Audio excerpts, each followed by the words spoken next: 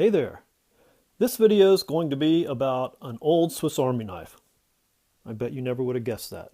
Actually, it's about a new knife that I have bought for my own personal collection, kind of a fill-in-the-gap knife. It was hard for me to get. Took a while, not because it's all that rare or anything. It's just that I wanted very specific features. I collect Victorinox officer's knives and Swiss soldier knives in a historical progression. So I was looking for certain things. First of all, I wanted a 91 millimeter knife because all my other officers are 91 millimeters. I put them in a glass case, so they really can't be too thick. So I just kind of wanted to keep to a 2 or 3 layer knife. And I wanted the old exposed awl, but hidden rivets, which is the point of this whole video. And then so it'd be the same as my other old knives. I wanted a bail and no toothpick or tweezers. And so that kind of keeps my collection kind of homogeneous. So I finally found one. And yeah, the reason that I wanted one of these is that I believe that this combination with the hidden rivets and the exposed awl is really its own type. In a way, it really needs to be represented in my collection. Now, Victorinox, in their holy tome, The Knife and Its History, they write that the new reamer and invisible rivets were introduced in 1961. But I have just seen too many knives of this combination for that to make a lot of sense. I've had a fisherman with hidden rivets, exposed awl. I've had a Spartan like this. I had a Tinker for a very short period of time. I bought it, but it was represented as a 91 millimeter. It came as an 84, so I had to send it back. But could all those knives be just knives made after 1961, where Victorinox was using up the old stock of this awl, this old style awl?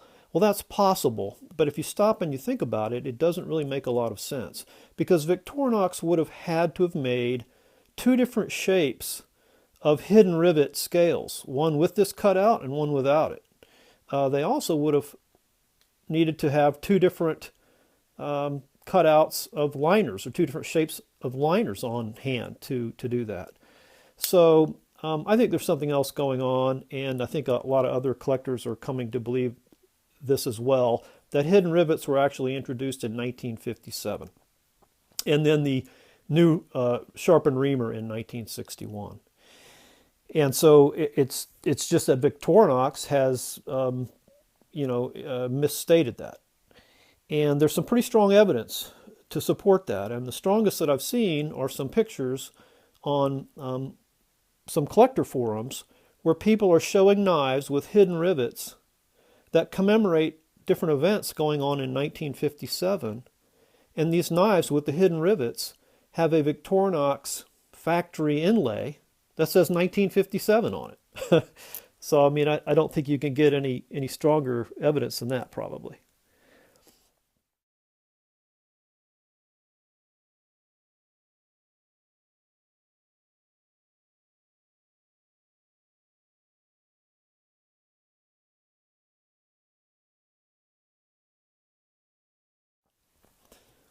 So this knife cleaned up very, very nicely. I'm very happy with it. Other than being dirty and one problem, it was pretty good when I got it. It was a very odd condition knife. First of all of the tools and the main blade were in great shape.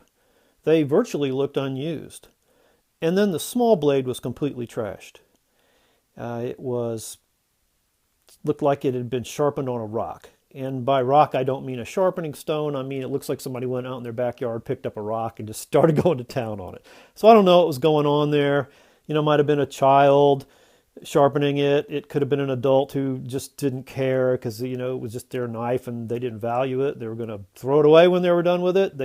They had no way of knowing. In 60 years, there'd be someone like myself that really had wished they hadn't done that. But anyway, I was able to save it, I think. And we'll show you that in a minute. But anyway, so here, this is the knife, of course. Again, exposed awl, hidden rivets, has a bail, no scale tools, 5-turn groove corkscrew, aluminum liners. This one is a climber, It's a 3-layer knife. It's a climber. So you have your opening tools layer, patented can opener, the sharpened cap lifter, large screwdriver, and then of course being a climber, there are the scissors.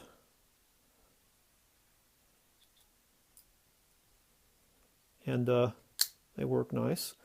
The main blade. Main blade is interesting because it has a nice etching on it. It has an etching that says Breitenbach, Luzerne. Let's see if I can get that in camera there. Well, that's Lucerne, of course, a city in Switzerland on Lake Lucerne, and Luzerne is the German spelling for that. And I guess the first word there is probably the name of the cutler or shop that sold this knife in Lucerne. So this knife was sold in Switzerland. And that main blade's in great shape. I think it's got the original edge on it.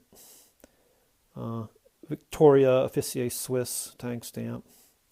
And then we come to the small blade. And if you think it looks funny now, you should have seen it before. Matter of fact, I'll stop and throw some pictures in, some before and after pictures right now.